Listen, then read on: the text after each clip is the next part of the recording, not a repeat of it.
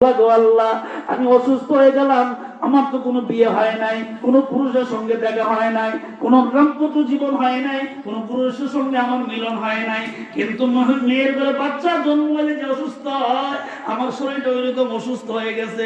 তুমি কি পরীক্ষা করলা? তুমি আমারে কি করলা? আল্লাহ পাক ইলহাম পাঠাইলেন, আওয়াজ পাঠাইলেন, মারিয়াম রে চিন্তা করবি না, যে আল্লাহ পরীক্ষা করে ওই আল্লাহ আবার সম্মান দান করে।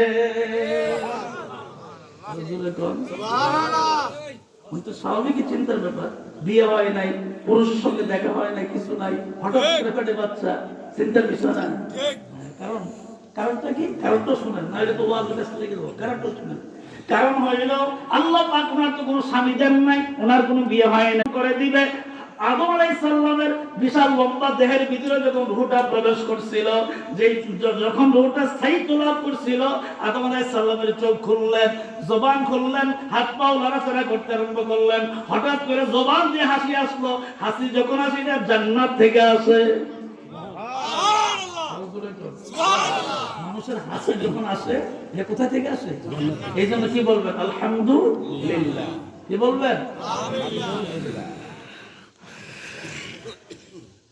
জবান দিয়ে যখন হাসি বের হয়, হঠাৎ করে নাক এবং মুখ দিয়ে পানি বের হয়। এই পানিগুলো যখন বের হয়, আল্লাহ পাক ডাক দিয়ে বলে, জিবরাইল দেরি করবি না জিবরাইল।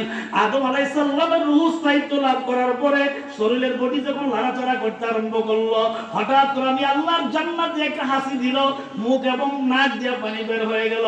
ও দেরি করবি না জিবরাইল, একটা জান্নাতি পেয়ালার ভিতরে আদম আলাইহিস সালামের হাসির পানিগুলা জমা করে রাখো।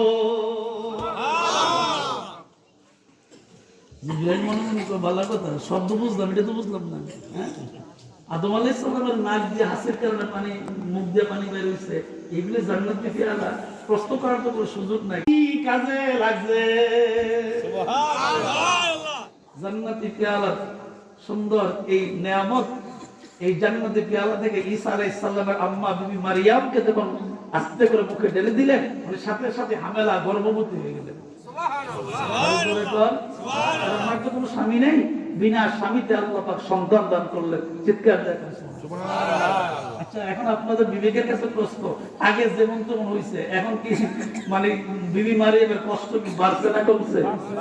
মারাত্মক, মারাত্মক বাড়া হচ্ছে। কারণ আপনি খেয়াল করে দেখেন, আপনার কোন সমাজে যে মেয়েটার বিয়ে হয় না, এর মেয়ের যদি হঠাৎ করে কেউ শুনে বাচ্চা হয়েছে বা বাচ্চা আসবে, তাহলে খবর আছে? চেয়ারম্যানের মাথা নষ্ট করলে, ঠিক কিনা? জোরে করে হ্যাঁ, লাগবো দুনিয়ার ঝামেলা। আল্লাহ ডাক দে, মারিয়াম, আমি আল্লাহ তোমার